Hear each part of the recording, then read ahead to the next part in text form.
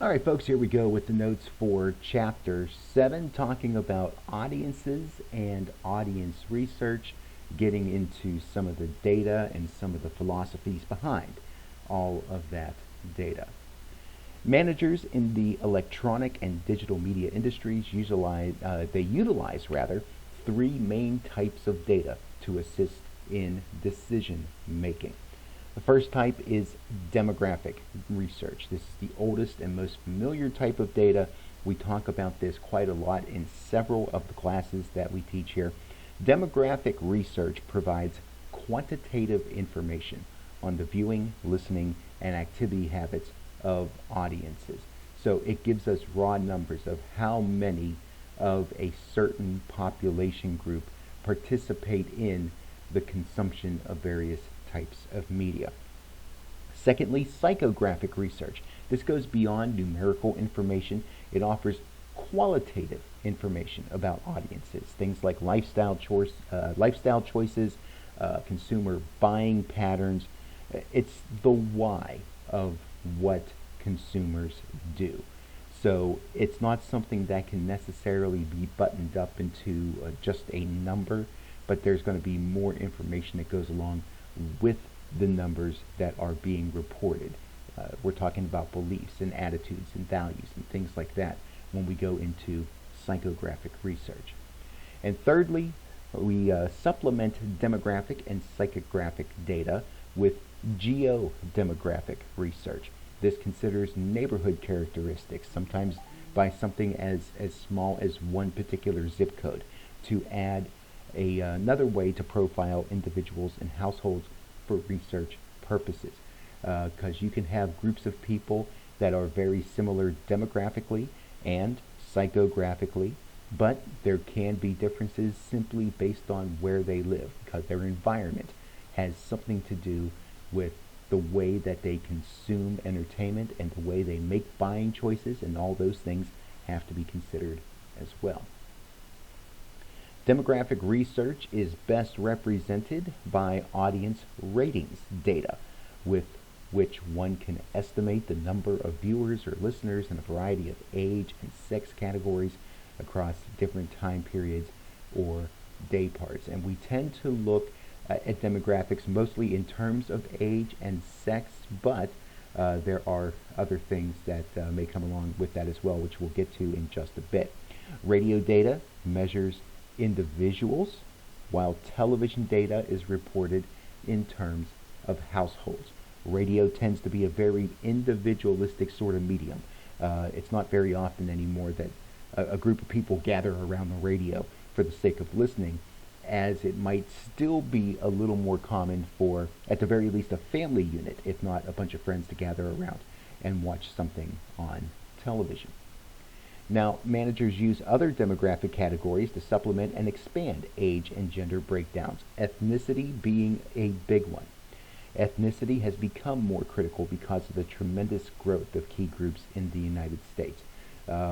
We tend to talk about race a lot of times in this particular genre of audience measurement.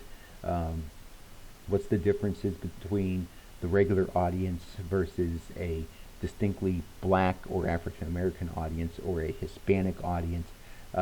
In the West Coast, they look a lot at Asian audiences. So those sort of things do become critical as well, depending on the situation that's at hand. Income and education characteristics also help managers target audiences, especially because the two are often correlated.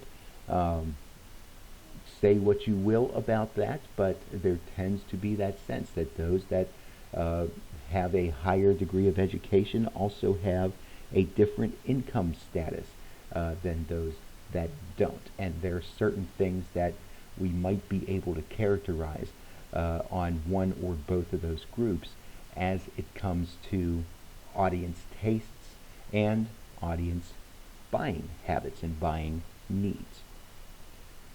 Now let's move on to psychographic research data. Psychographics offer an alternative to demographic information by focusing on consumer and lifestyle characteristics like hobbies and activities, opinions, interests, values, needs, all those sorts of things.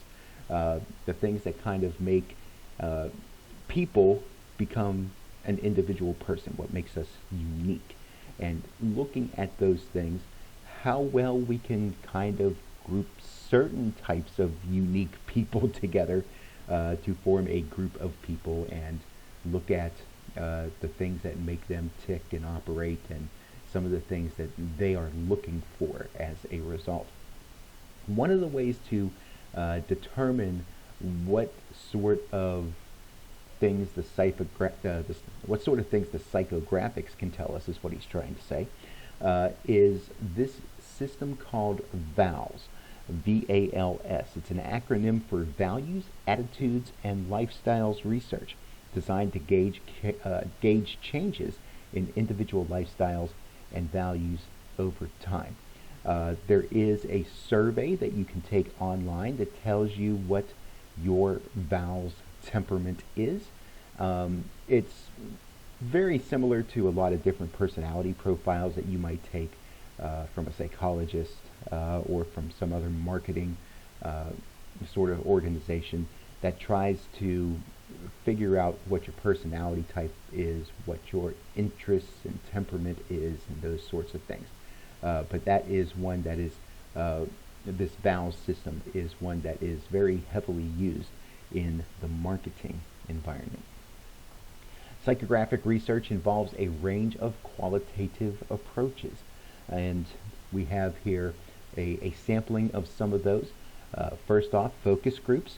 In a focus group, a small number of subjects are recruited to discuss a particular topic. So you have people sitting in a room, whatever the material is at hand, it's brought up, and there's some give and take as to likes, dislikes, desires, needs, all that sort of thing. And the focus group keeps track of the information that is presented there, and then they use that data to make decisions about, in our case, in our world, programming needs, and also needs that we present to potential advertisers. Program testing is used to gather data on potential pilot programs being considered for scheduling, series maintenance, audience attitudes, usage, all those sorts of things. So there is the opportunity to collect information both in terms of bringing people in to watch a particular program, perhaps a pilot episode that they're considering making available on television, and getting audience feedback, or it could be discussing some of the plots or the premises of different programs, and getting feedback from people as to whether or not they would find such a program interesting. In call-out research, a research entity locates individuals in key demographic groups and solicits feedbacks on different types of media content. So this would be more kind of using the telephone, or perhaps reaching out with email and things like that, doing a one-on-one particular survey of the sort of things that the researchers are looking for, as opposed to program testing, where that tends to be done with groups of people. Geo Demographic Research combines demographic and psychographic data with geographical locations or clusters, and they usually use postal zip codes and census data to be the delineation lines here, and they will determine audience tastes and preferences based on what they see between the demographics and the psychographics. So a similar group of people with similar beliefs, attitudes, and values may actually have different needs if they're living in Raleigh as opposed to living in St. Louis or in Phoenix or in Seattle. And knowing the location of people that you're dealing with is going to be helpful in some of the decisions that you make in terms of what you make available to the public, or how you market to that public. Geolocation research uses smartphone and GPS data for marketing and advertising purposes. That's how they get some of that information in the geodemographic research. Let's talk a little bit about big data. Big data, in an attempt to try to define it. It's kind of a big monster to define. There's a lot of elements there, and there's different opinions onto the scope of what big data is.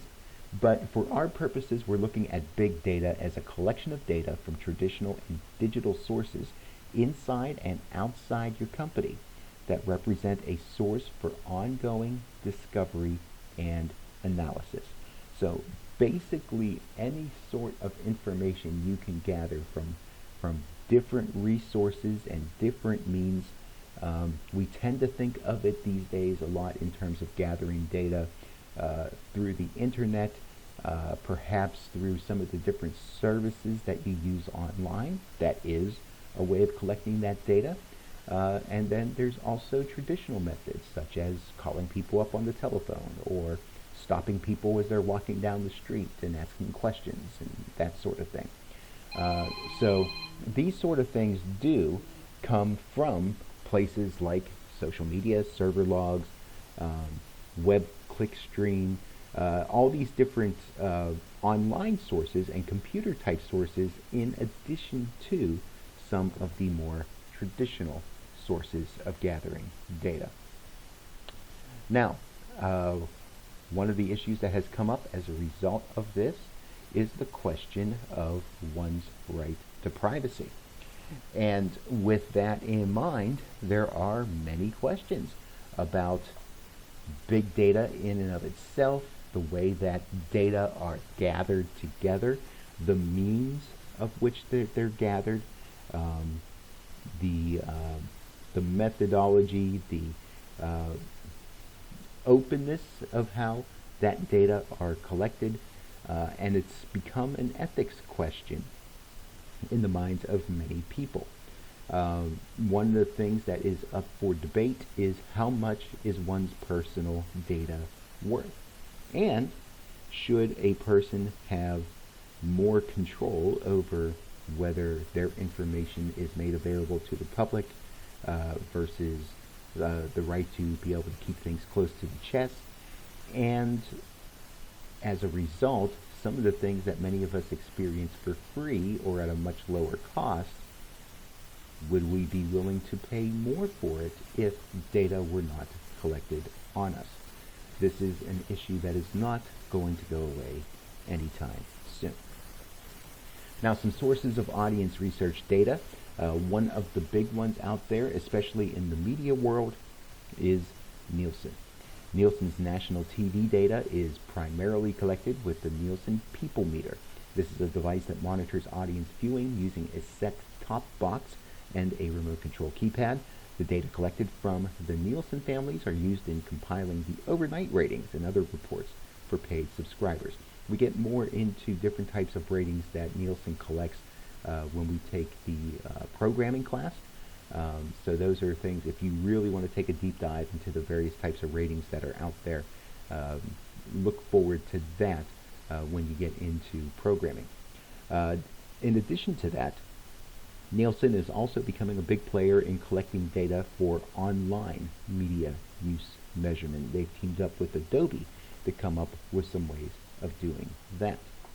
Nielsen has also announced plans to measure services like Netflix and Amazon Prime, other streaming services, and those things have been rolling out over the past few years, trying to create some sort of an apples-to-apples comparison of the ways that we measure audiences online, because up to this point, it really has been kind of a wild west when it comes to dealing with how to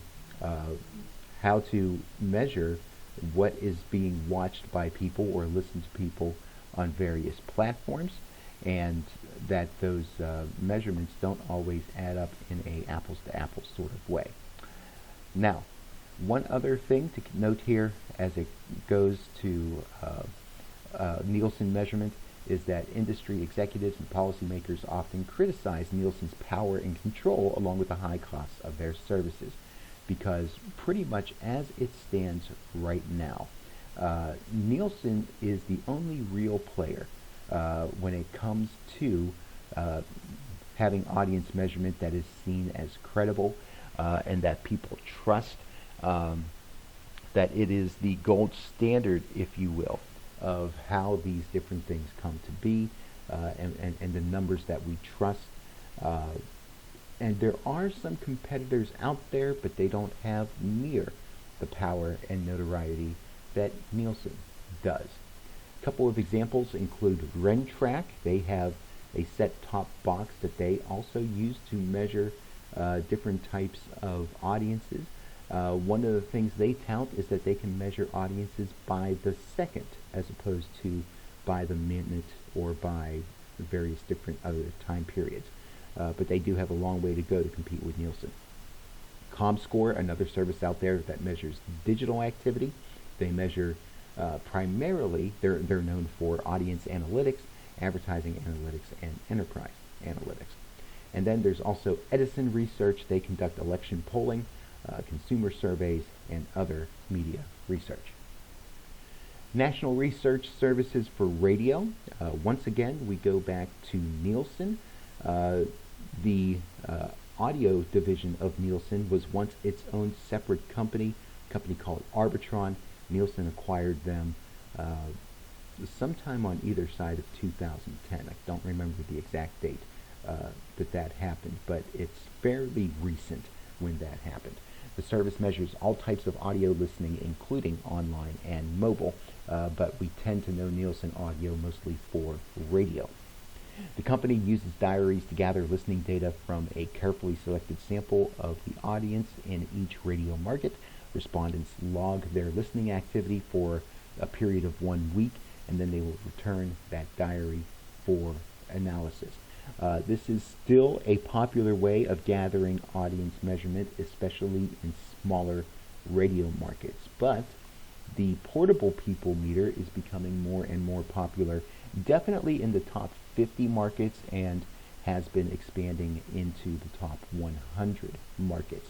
These devices pick up encoded signals from radio stations, measuring individual time spent listening. So this is actually a device that somebody would wear about the size of a pager, and as it hears audio coming from various sources, there is audio that's being sent out that is undetectable to the human ear that the portable people meter can actually pick up, and it's a waveform that actually identifies what particular station is being played out into the atmosphere.